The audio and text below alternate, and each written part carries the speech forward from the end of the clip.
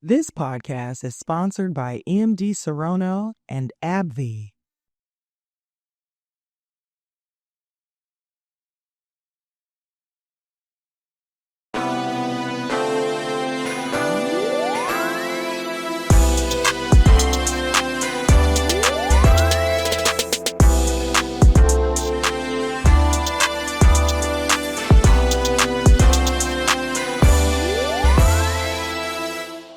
Hey guys, I'm back with Patient and You podcast. I'm Victoria Reese, your host, and I'm really excited to be here because I have a very special guest. She's one of my best friends. And the reason why I wanted her to be on the podcast is obviously similar to the other guests. There is a connection between healthcare, or the relationship with someone dealing with a diagnosis. And Lauren allowed me to have a front row seat to her experience as a caregiver for her father. And I'll let us talk about it in the conversation, but I think she's one of the reasons why I knew that this podcast would be successful because of the conversations that we naturally have. We talk about the diagnosis, we talk about the medical part, but all of the things that are associated with being a loved one of someone that has a certain diagnosis, that is the part that has really sparked an interest in me to have the conversations that are outside of the hospital room. They're outside of the medications. It's really like, how does this impact a person and the people around them? And so I'd like to introduce my bestie, Lauren Miller. Hi. Hi. So happy to be here. It's amazing. I know. We're here now. How did we get here? I know, it's so crazy. So Lauren, I ask everybody to, instead of reading a bio, I say, like, tell me who you are. And I already know you. Okay. So I would say I'm a legacy builder and a legacy keeper, entrepreneur and storyteller. I currently serve as the Chief Growth Officer of Miller 3 Consulting. It's a second generation management consulting firm that I inherited from my father back in 2018. We serve public and private institutions on inclusive growth, economic development, and supplier diversity. I do a lot of advocacy and speaking and education around just the business of family, succession planning, multi-generational wealth, all the things that we're talking about today. Because that experience taking care of my dad was like one of one. Okay, Yeah. we're going to dive in though. I know. And so that's one of the beautiful things about Lauren and her story, because it all comes together. It's all interconnected. And I don't think you set out to do that, right? No, I didn't. But the way you have woven, is that the word? Woven, yes. Woven them together. It's beautiful. And so we'll start with your father. What is your father's name? My dad's name is Dave James Miller, Sr., because I got a brother that's a junior. Right. Okay. And so tell us what he was diagnosed with ultimately. Ultimately, he was diagnosed with COPD. It is a lung disease, and he was stage 4 when we officially got the diagnosis. Okay. And so when did he pass? In 2018. Okay. And when did he get that official diagnosis? I would say 2014, but I would say he probably had it since like 2009, maybe even sooner. Yeah. Okay. Yeah. And so do you remember the day? Well, first of all, like, where were you in 2014 when he got the diagnosis? So I was out in the world. Like, I was building my own lifestyle and travel brand somewhere on the Western Hemisphere somewhere. But I was doing what he taught me to do, like be an entrepreneur, build my own brand and business. And so was not expecting for him to call me with this at all. Yeah. Right. Okay. And then before we get to the next part, what was it like growing up with your dad? I would say like the father-daughter relationship on steroids. My father was my custodial parent from 5 years old until I was 17 and went off to college. And so, like my dad's my everything. And I think, I love my mama. My mom was not absent. She was very much present. Gotta say that. Right. Because don't play. Very much copacetic situation. However, I would say that my father was my primary parent. And oftentimes you don't really find a lot of children who were primarily cared for by their father. Right. And so the loss, I would say, is similar to people losing their mom as it relates to this conversation. And I would say, as it relates to caregiving, like, I was so honored to be able to care for him at the end because of, I always tell people, like, the greatest gift I ever received was my childhood. And so it was such an honor to be able to, like, circle back after I got through all the trauma and shock of the situation. Right. But yeah. Yeah. So that was one of the first things. Remember, I used to be like, wait, you grew up with who? Right. Wait, what? Now what? You know, Right. but it's cool with your mama and Right. y'all cool. Yep. You know, I just had not experienced that before. And so meeting you and learning about your upbringing, I was like, oh, wow. Yeah. That's a dynamic that you don't see, but Yep. it's beautiful because, you know, it wasn't like there was an absent mom. Yep. It was that wasn't the situation. Right. That's why I was like, what now? Right. But that was beautiful. Okay. Do you remember the conversation? Like, what was his style of telling you? It was, I wouldn't even say it was direct. It was more so, I'm sick and I need your help. And the ask was, Lauren, I need for you to help me live as long as possible to get you and your siblings ready for my departure. So he told you in the same conversation, the same call, Yeah. I'm sick and I need you To help. to help. Mm-hmm. And Yeah. so I don't think I remember that part. Yeah. Because I think I knew that he was sick. Uh-huh. You knew he obviously was sick. And then that things started to progress. Like you didn't immediately come or think you needed to come. Right. And that you kind of lived a little like, okay, let me, understand that this was going on. But then you ultimately went. So, but Yeah. he originally always asked you to come. Yeah, Wow. always. I just really didn't know. It was a very loaded statement. Like, Yeah. I'm like, I don't know, 25, 26. I don't even know what does that even mean for real? Right. And to your point, when I would come through Atlanta, I would see just his status. And it became like, oh, this is for real. Like, this is not like play. And I thought that it would be like a 3-month, like, get him moved into some place. And like, no, 3 months turned into like the remaining 4 years of his life, like being very much intent. Because I didn't really know what I was dealing with. And I think, and you probably know this, is like when you get a diagnosis, like it probably takes a year or two to like really learn all the things and figure out what your optimal care is. And there's so much trauma that you may experience in that journey. Right. And so do you have siblings? Yep. Through your dad, right? Yep. Okay, how many siblings you have? My dad had 1, 2, 3, 4. Not the counter. 5, 6, 7. 7 children. I always say he had a kid every decade from like the 60s to the 2000s. Not every decade. Okay, David. But it's true. Okay. Yeah. And so I just want to give, just for our listeners, the definition of what COPD is. Because I actually didn't know. I know COPD, but I didn't know the definition. COPD stands for Chronic Obstructive Pulmonary Disease, which is a group of lung diseases that cause long-term breathing problems. COPD is the 4th leading cause of death worldwide. And I didn't know that. And it affects 300 million people globally. I always hope it was like, imagine running a marathon, and then after running the marathon, you have to breathe through a straw. Right. And so I was doing a little research. Yeah. I didn't know that it was the issue of the air going out, right? But I mean, depending on the case, it can be both. Like, you can retain too much CO2 within your body. Sometimes you can't exhale. I mean, it's a lot. It's a lot. But you're very stressed to be able to breathe. Like, and we don't think about breathing. Like, we haven't thought about breathing at all. Yeah. But when you have COPD, you literally think about almost like every breath that you're taking.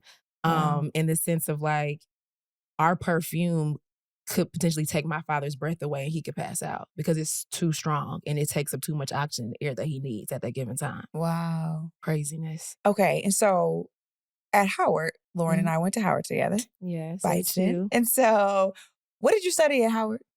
I was a bio major, chem minor. I wanted to be a doctor, plastic surgeon. Yeah. And why did you want to be a doctor?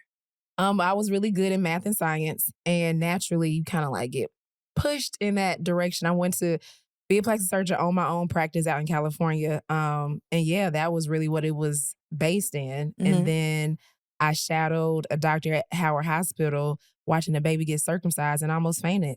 I damn near fainted, actually. And I was like, oh, this shit is not for me. But I still wanted to graduate with the bio major and chem minor. But I was like, yeah, I'm not going to be no doctor. Got you. So, but you could digest medical terms and things like that because of that. Oh, yeah, for sure. So, like, I would say, because I majored in biology, all of my Howard friends from school are doctors and dentists. And so I was very much adjacent to this world, through that. And, once you become a caregiver, like, you might as well call me Dr. Miller at this point because I know so much about so much. Right. And so let's talk about that kind of transition from Lauren, I'm sick, I need you to help me, to Lauren, now, okay, Dad, I will come. Or what, was it that easy for you to say, okay, Dad? No, not at all. I think I fought it for like the first year and a half because, like, what do you mean I got to take care of you? I'm like 26. What you mean? I got older siblings. What you mean? I'm out in the world building this brand and business. And why you sick? And why you not married? And all of these things. I remember this era. All of those things, just being upset. And I also felt like his illness was a product of his lifestyle. We didn't mention this, but my mom also had breast cancer. And it's like, you can't really do much to like prevent getting breast cancer. You know what I mean? But like COPD, like you smoked. So like, it's a little bit of resentment there. Right. So there was a little bit of resentment there. Like, I have to stop my life and slow my life down because of 30 years of you living how you want to live. And it wasn't fair. Right. I didn't think it was fair. And at the time, like, my brand of business is like taking off. Like, I'm pioneering a new space. Can't stay put. Right. Can't stay put. A part of like the Black millennial travel movement. And yeah, I was upset, very angry.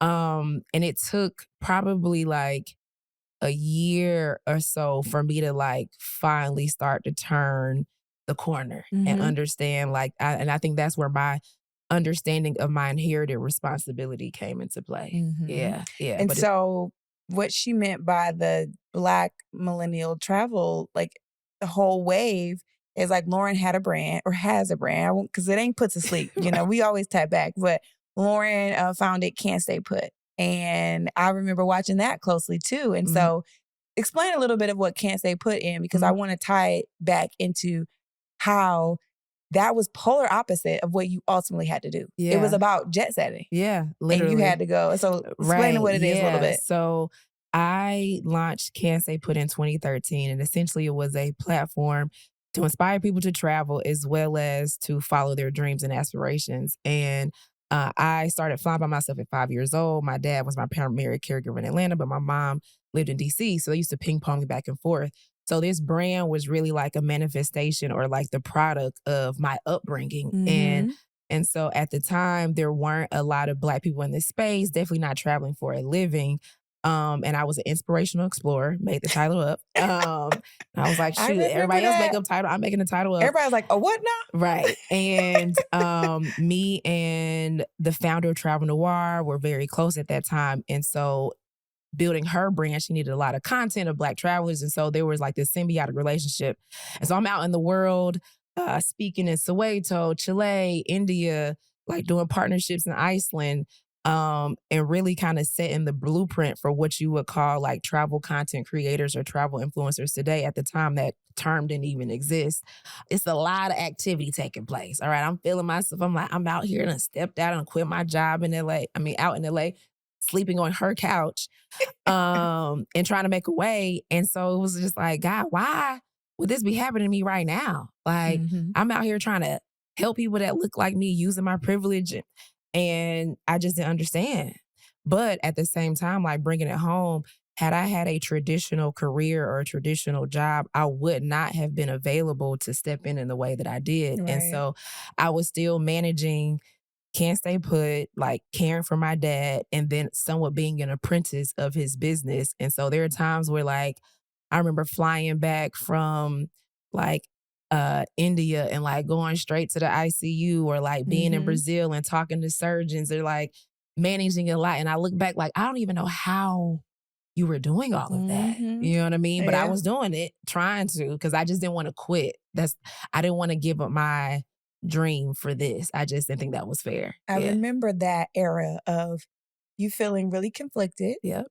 Feeling like it was unfair. Yep. And what I realize now, you were just kind of going through the stages of either coping or grief or acceptance. Like, but those are all phases, right? Yep. You were like fighting it, like resisting, angry, and then like questioning stuff that don't even matter. Why was you smoking? Right. You know, because like, at this point, so upset. Like, and then I remember the sibling, like you were young and you're like, y'all are grown, y'all and y'all are local. Help me. Yeah. But I think for the caregivers out there, it's always going to be one that whether if you have the help, there's going to be one that takes the lead, and then you have other people that support.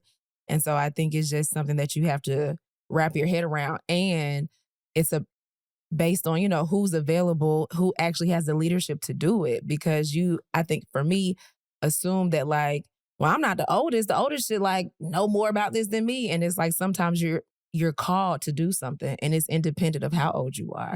And you're just the right person to be able to do it. And I don't think it's a coincidence that, like I said, my dad had 7 children, but I'm the only child that was always his custodial child. And so my father had multiple marriages, all copacetic, but multiple marriages. And so in those separations, although it was joint custody, they primarily lived with their mother and vice versa. But I was the only kid that was.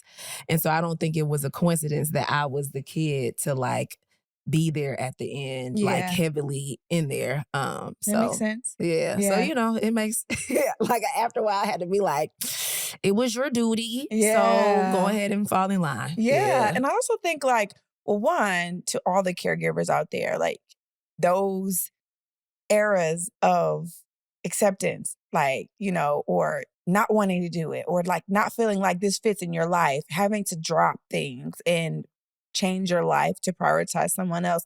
These are natural feelings. And I think that I can imagine, I haven't had to be a caregiver outside of just being a mom, but I can imagine if you didn't sign up for this and it comes at you at this random time in your life, especially a time in your 20s when you're just starting out on this career that you feel like, I got it, I've got it figured out, how hard that can be.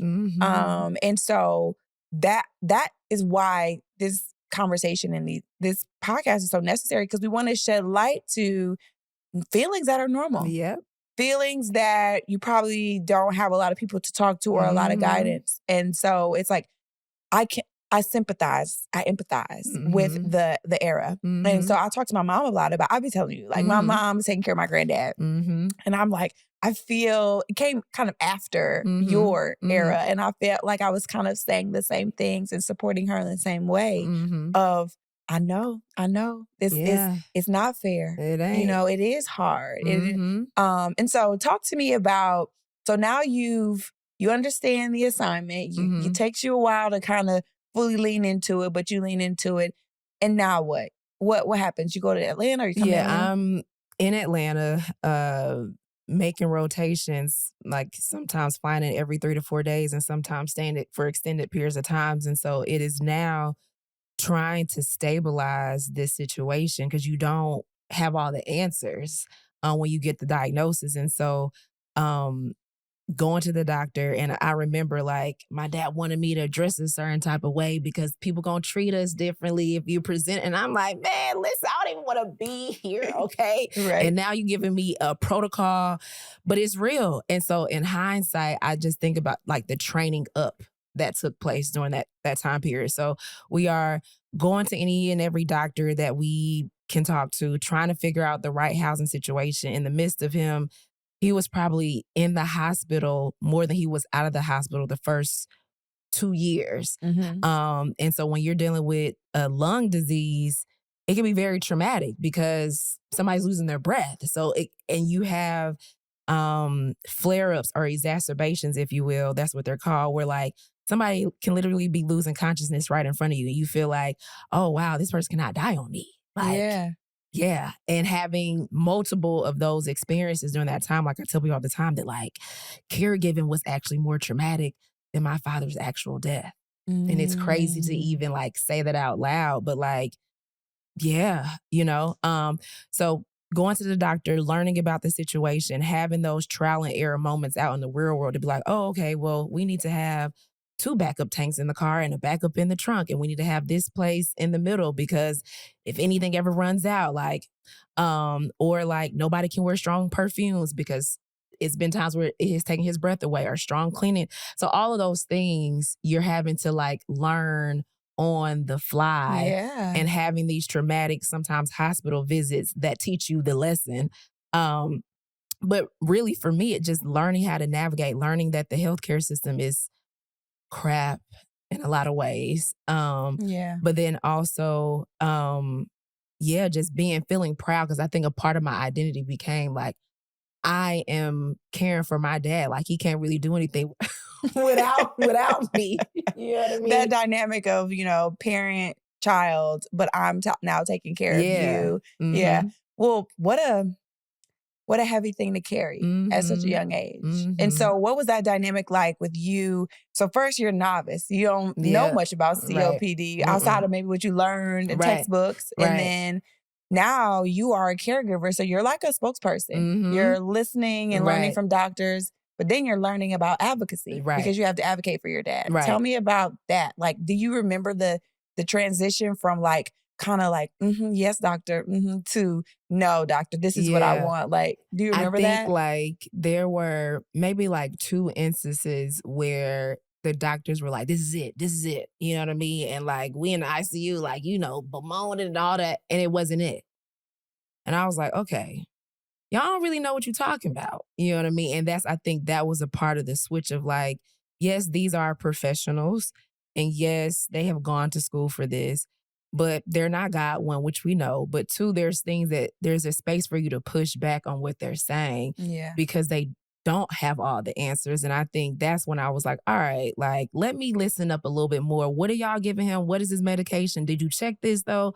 But the heart is connected to the lungs, and it may be the stress of this. So all of those things started to click because you also realize just, in the healthcare industry, a lot of these people are understaffed. They are seeing all of these patients. And so your quality of care sometimes takes a hit. And so you have to kind of stand in those gaps where your care, there may be gaps there. Yep. And, and then also we had a care team. So eventually, when we had the resources, I hired probably 5 to 6 caregivers because we had like a 24/7 care team. Wow. The cost of this is crazy. Yeah. I think people think about retirement, but you don't think about being sick or being ill in retirement. And that can literally wipe all of your savings away. I specifically remember y'all coming up with a game plan and hustling for new contracts to cover healthcare. Literally. And it's like, when there's a conversation around legacy and wealth and all that kind of stuff. But it was like at that moment where I realized like every family should be backed by a revenue generating asset. Because if my dad had a job, he would have been fired. And maybe he would have had a 401k, but like the tax implications taking that out. But because we had a business, it's like, all right, like we can use this car, put some gas in it and go get a bag and figure out how we can make this work. And ultimately, like my dad's expenses were like $15,000 a month. And so there's care in this country if you get sick, but you're probably not going to live for a long time if you don't have the resources to get the right care. And typically when you're dealing with a chronic illness or a terminal illness, you have to live in such a structured way, like taking your pills at the same time, doing this at the same time. And you need to be able to manage that all the time. And so it's a lot. And it was very eye-opening for me to see at such a young age, because typically you may see this like, your mom's age. Your mom is like in her 60s or 70s, right? But you don't see this in your 20s. So it's like, yo, this is crazy. And so I tell her that's why I become an advocate, because it's like, oh, there's a lot of things that we could be doing right now to avoid this type of dynamic at the end. Right. So I can imagine this was a really hard time. Were you in therapy?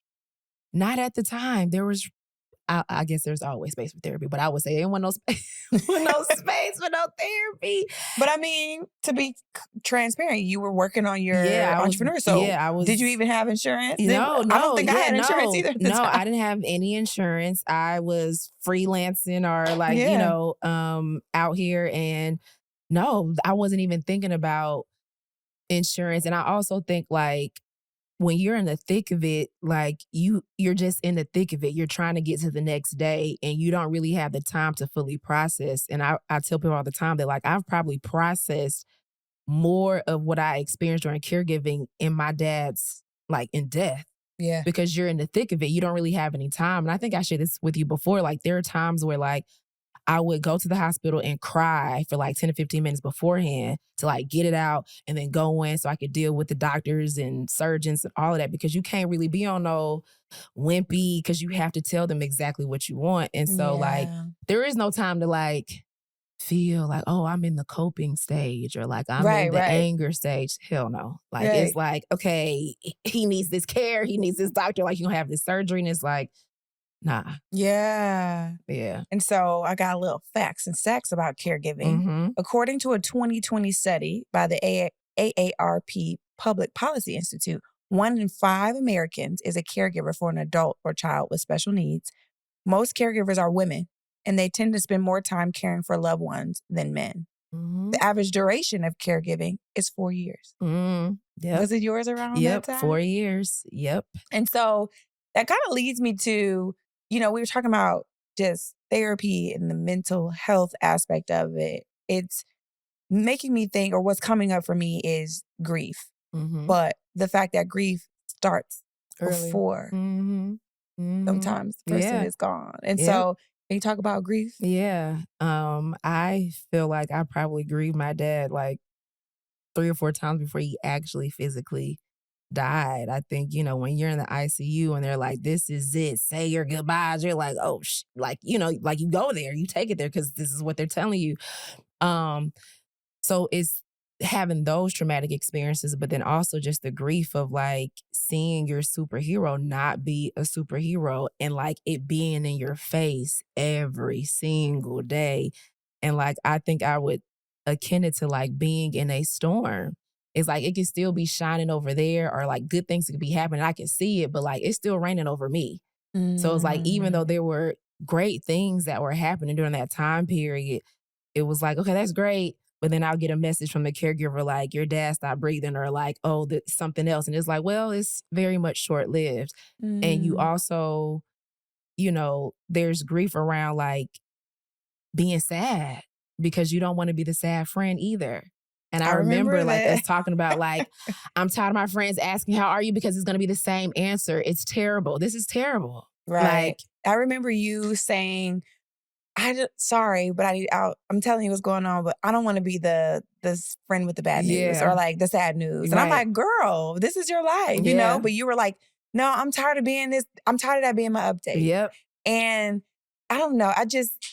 It's just such a special role to be a caregiver. And it's so many unmet needs for caregivers because they need care too. Yep. We talked about mental health. We talked about no time for the mental health. We talked about grieving and the stages of coping. Ain't no time for that. Yep. We talked about advocating for your dad. You had to get educated quick. Right. You had to get a certain level of confidence to advocate for your dad quick. Right. And so it's this boot camp that nobody's ever prepared for. Literally a boot camp. And but I would say it was one of the most transformative experiences that I've ever had. Like I have been blessed to not have experienced a lot of adversity in my upbringing, but I would say that was the like gave you your stripes. Literally, like no doubt about it. And so it has definitely like matured me and molded me and developed me in ways that I'm even still learning today. And I love to be able just to speak about it because I think the other part too is beyond just the sickness part, there's this legacy piece of like, okay, like, all right, we want to make sure your name, your business still transfers and what else is here, your network, we got to all of these things, recording family history. And it became, okay, this is a lot. You know what I mean? Yeah, it was a lot. It was a lot. So Lauren was one of my bridesmaids and I wrote all my bridesmaids a letter. And in my letter, I talked about with all of them, I talked about special moments that stood out. And so Lauren mentioned a lot of the scares that she had. They would say like, he ain't doing well, he ain't gonna make it. So she had a lot of scares where she's calling like, I'm scared. Like they say he might not make it through the night. Mm-hmm. And so one time she called me and was like, he ain't gonna make it. And I'm like, okay. And I like dropped what I was doing and flew from LA to Atlanta to just be there for her. I didn't really know what I could do, but I remember coming and just being. And I think we like sat in the car. I met your dad. I came to visit him and we went out to eat. I let you cry. I let you vent. I think it was a few days, but it was really special because I knew it was nothing I could really do, but all I could do was pull up. And sometimes the best thing you can do really, is pull like, you know, people ask all the time, like, well, how can you support people that lose a parent or maybe going through this? It's really just being there. Yeah. And sitting with them. I mean, because so when you're left to your own devices, your mind can just go so many places. And so you just really want a fellowship. Because like you said, there's really nothing you can do to take away that feeling and that pain. But like, yeah, just pull up. Yeah. Yep. It's making me teary-eyed. Yep.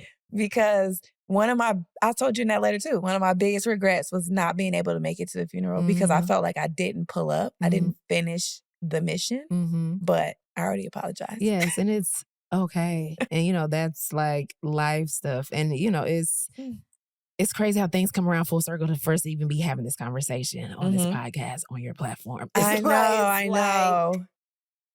Crazy. I know. And so we were talking about, because I'm not about to be crying every day on this podcast, but before we should segue to, you talked about legacy. And so let's talk about how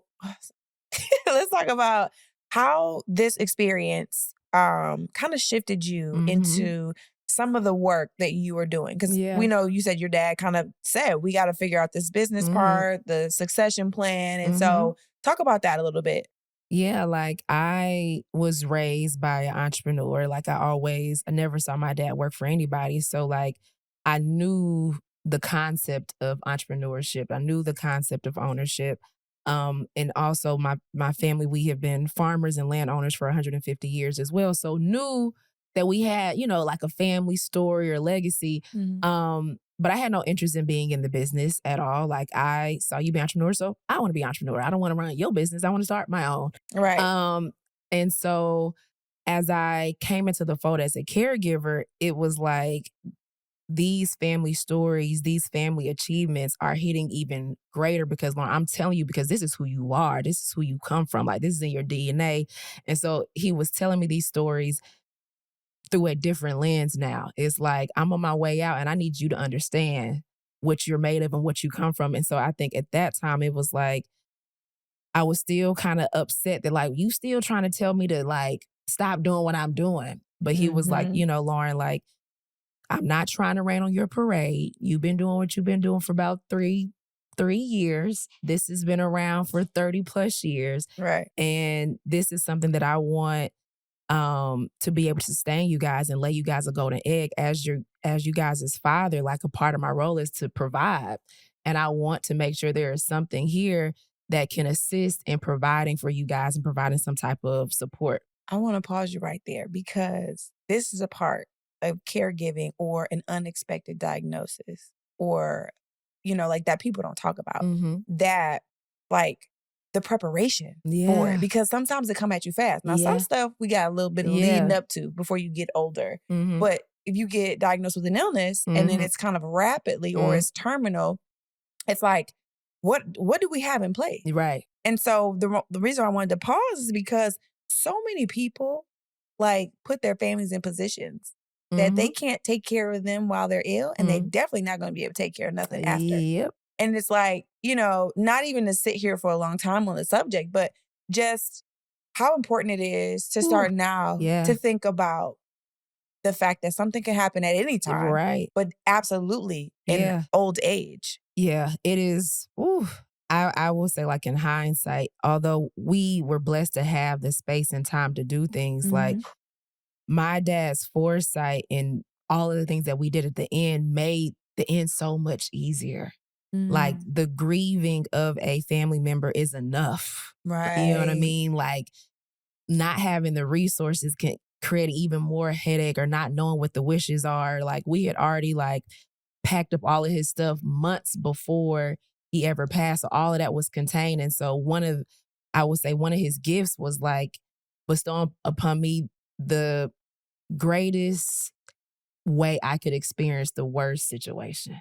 You know what I mean? The greatest way you could have It's experienced the worst situation. And that came from the planning and the preparation and the foresight. And I would just say to, for my dad, like he was in the stage of his life of rebuilding. And, oftentimes a lot of men will say, you lose, you make it back again. And that was my dad's story. And in this rebuilding phase, he got sick. And it was like, oh, like I don't have all the energy and the wherewithal to rebuild. And for me, it's like, okay, well, you ain't going out like this. So we got to get it together. And it also just kind of speaks to kind of your point, like you said, is like not waiting till sickness or death to be a catalyst to get these things involved or get these things in place. But then also to entrepreneurs out there, like there's certain risks that you can't always be leveraged. Yeah. And I would say that's probably something that I've learned is being so leveraged such that when something like this happens, you don't necessarily have certain things in place that you normally would because you're taking certain risks in certain places. And yeah, I'm like, wait a minute, what you had this in place? Was like, well, I was doing. Yeah, a lot of them conversations. Yeah, right. Yeah. What was some of so you guys were planning and kind of figuring this out. And he knew that he was sick and it might not get better. Were there any conversations that stand out to you that were like, this is the craziest conversation I'm having with my dad? He's talking about the end of his life. Did he have one of them? Like I know you had plenty, but was it this one conversation that was like, this might not, I don't have long or something? Yeah, well, because it was so many. But I would say like some of the conversations that probably hit the most is my family. We have a family plot like near our farm in South Georgia. And so growing up, my dad a part of our routine will be to stop at the family plot and honor our ancestors or whatever. And so during this time, I would take him down because he wanted to always go home. He's like, I'm getting ready. I'm making preparation to go home. And so I remember us going to the family plot and us really having a conversation around like, Lauren, like soon you will be coming down here and you're going to see me here. And it was like a very like sober, real as like acknowledgement that like, but I've trained you, like I will still be here. I've trained you. We've been doing this since you were a kid. And this is like the natural cycle of life.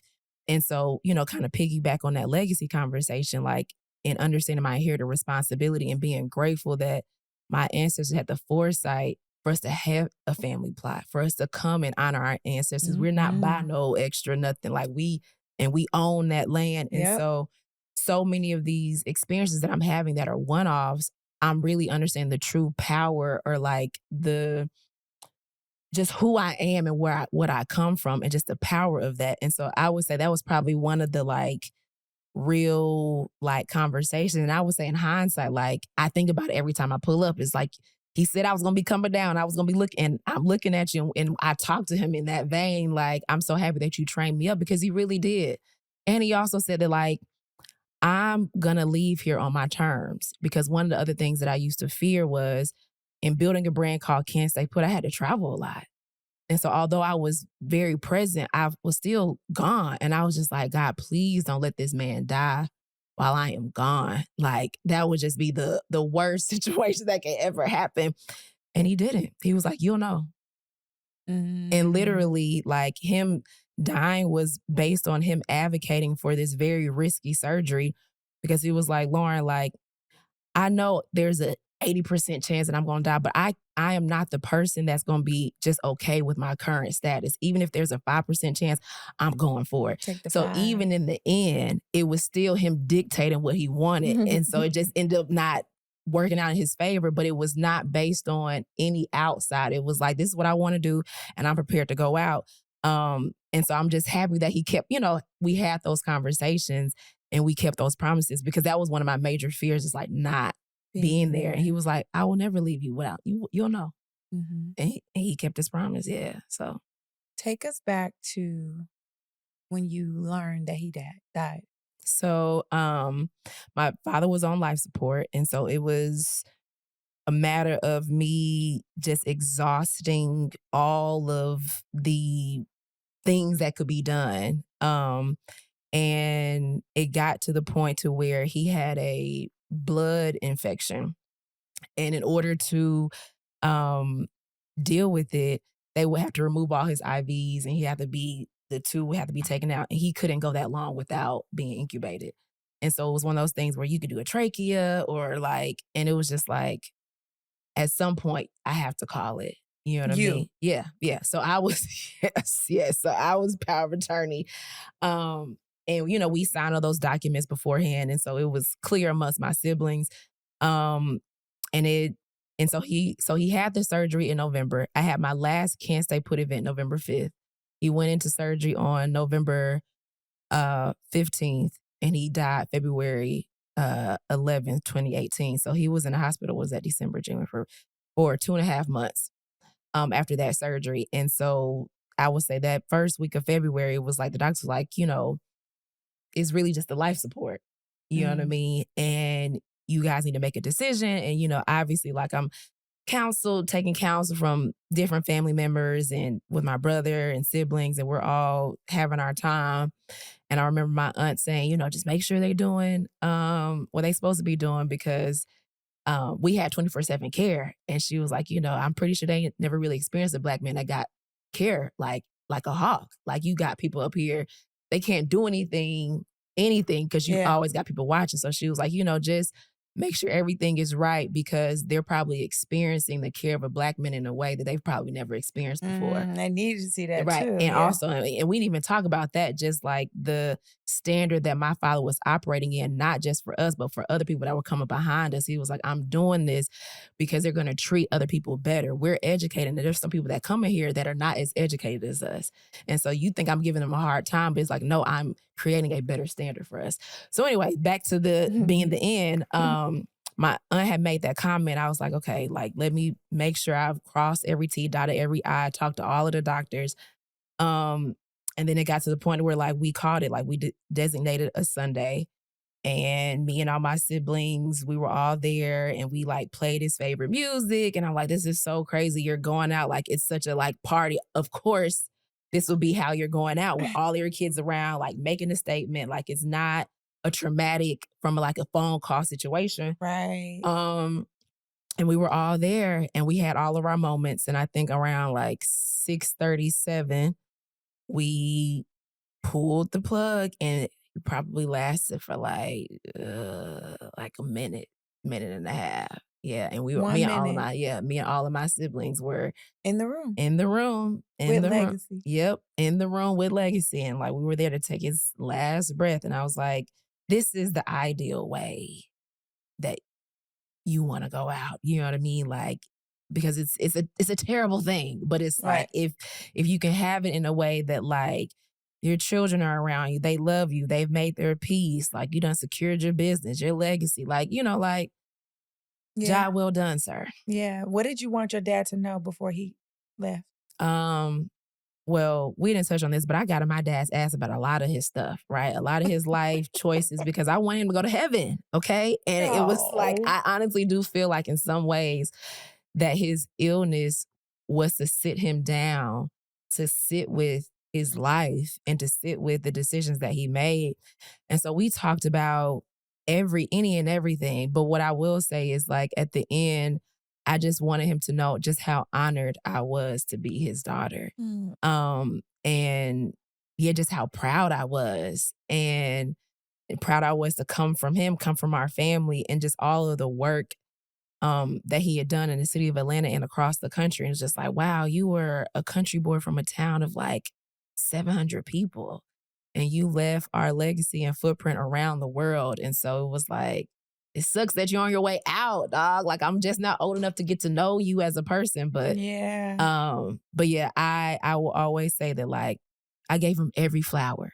There's no question on this side of things if I Yeah. gave him any and every flower, every last one. So that is a blessing. So for anybody out there that is caregiving or like dealing with a situation, like you do not want that person to die and feel like you didn't do what you wanted to do. There's so much peace in knowing that like you were selfless and you gave what you felt like that person deserved. So yeah. Girl, you got my nose running. If you were talking to the healthcare industry from a caregiver perspective, from a daughter of a father Ooh. dying from Ooh. COPD, based on your experience, what Mm. would you want them to know? Oh, that's such a loaded question. I would want them to know that I know that the system itself can be very hard to navigate and be within, but just the human decency that is needed when people are navigating caregiving, don't lose sight of that. And in giving people just the quality care. And, you know, because I was in that space for so long, I know it gets draining. I know it gets tiring. And I know we may be patient number 150 or but know that this is like people's most traumatic times in their lives. And if there's ways that you can make it lighter, please do. And if there's resources that you can share with them, please do. So, yeah. Describe your relationship with grief. Like, describe it. Does it come in waves? What is it like? It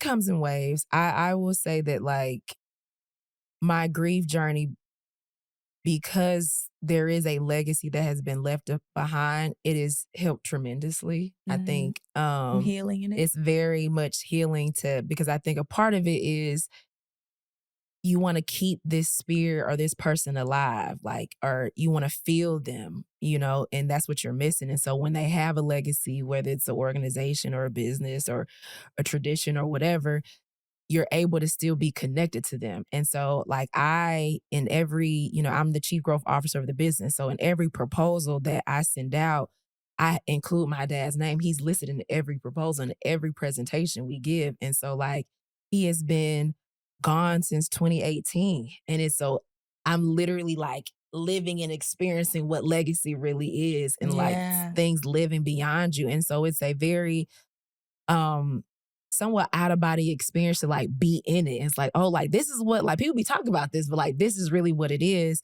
And so it helps with the grief. It helps to be able to keep that alive. And it also helps with like I tell people that like a part of it is releasing your relationship in the physical to develop your relationship in the spiritual. And having a legacy has helped me have a relationship in the spiritual with my dad. And I lean on it a lot. But I'll be lying if I said there aren't days I'm like, what the fuck? Like, this really sucks. I'm gonna have to grieve you for more than I had you. And I get upset about it. You know what I What mean? does his absence feel like?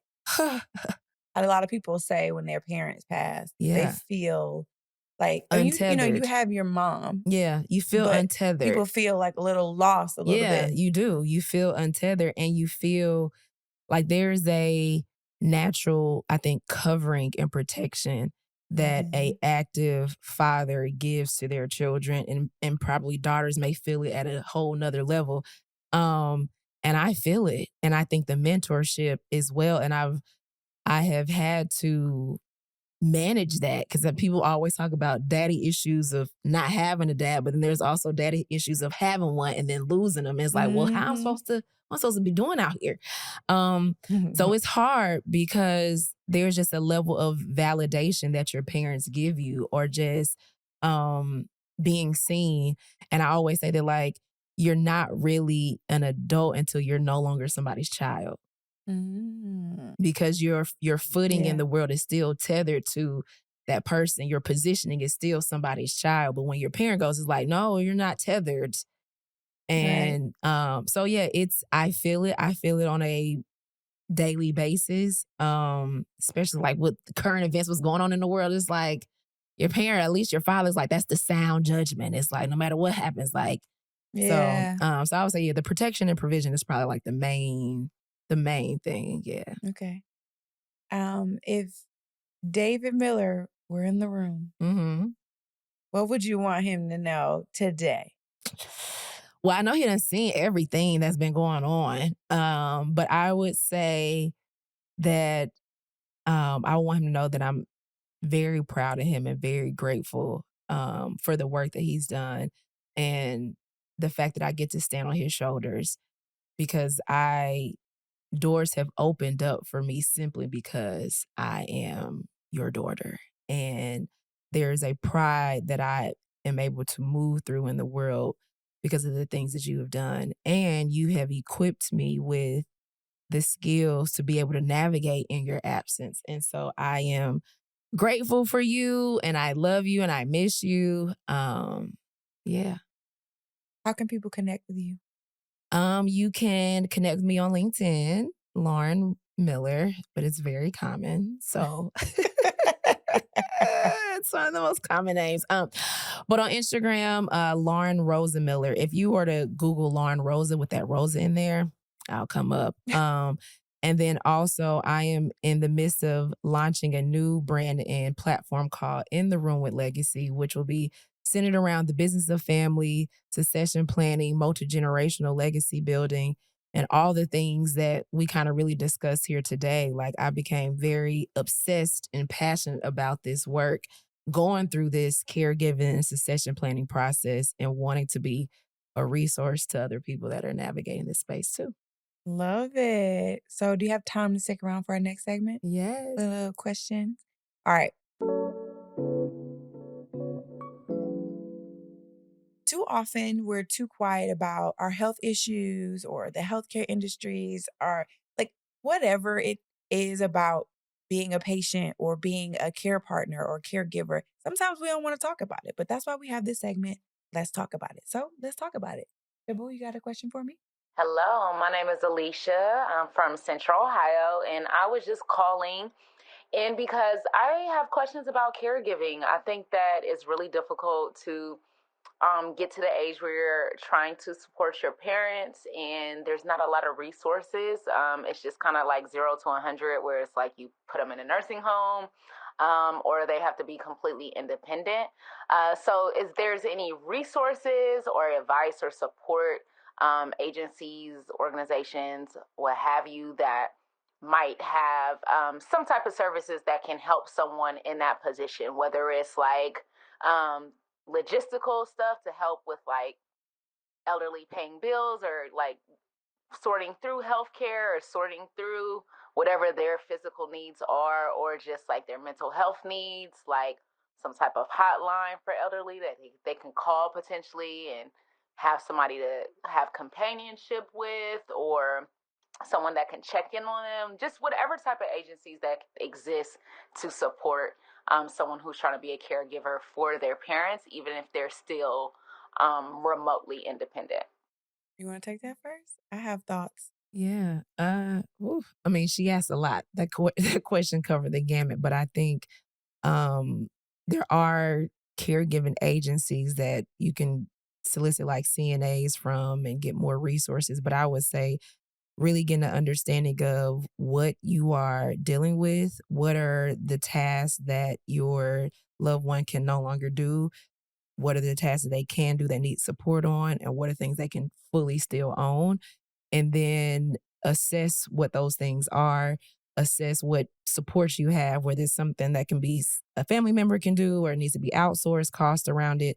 But then also, given what your illness or chronic illness is this something that has potential to get better? Is this a terminal? Is going to progressively get worse?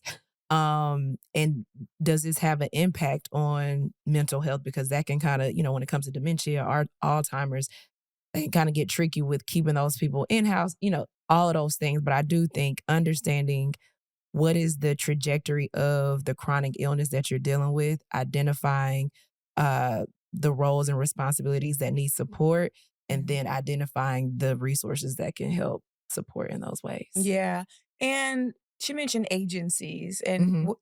I don't know about agencies. I'm sure there are, but I will say that is a part of the healthcare crisis right now. Yeah. Funding is typically given to caregivers because they always have unmet needs. Yep. Typically, the cost of caregiving is never covered. So, unfortunately, that's in flux. However, that's where I'm excited to say that there are patient advocacy groups like We Are Ill. And so, while we don't focus on the elderly, patient advocacy groups as a whole, they are created to support and provide resources for caregivers and patients. And so, if you have a parent who's elderly and let's say they have a health condition, it could be hypertension, it could be high blood pressure, it could just be them being a senior citizen.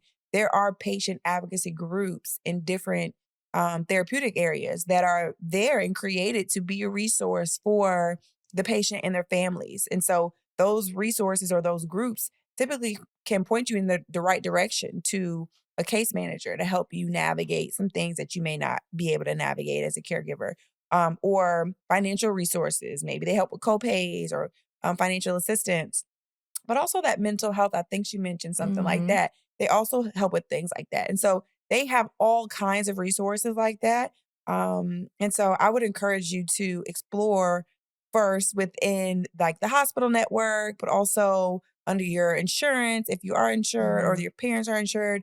And then exploring literally a Google search of if your elderly parent, if they're just elderly, that's one thing. But if they're elderly and they have a condition that they might be dealing with, like dementia, then maybe look for dementia patient advocacy groups, and they might have some resources available. And so the internet is our friend when it comes to that. I think that there is a disconnect with healthcare providers and patient advocacy groups, those resources that are available to patients. Sometimes there's a disconnect with doctors or healthcare providers pointing patients and their families to those resources, but they are available. But it's because they're not connected directly. I think that's why there's a gap. And so happy to say to look for patient advocacy groups, and hopefully that could be a resource to you.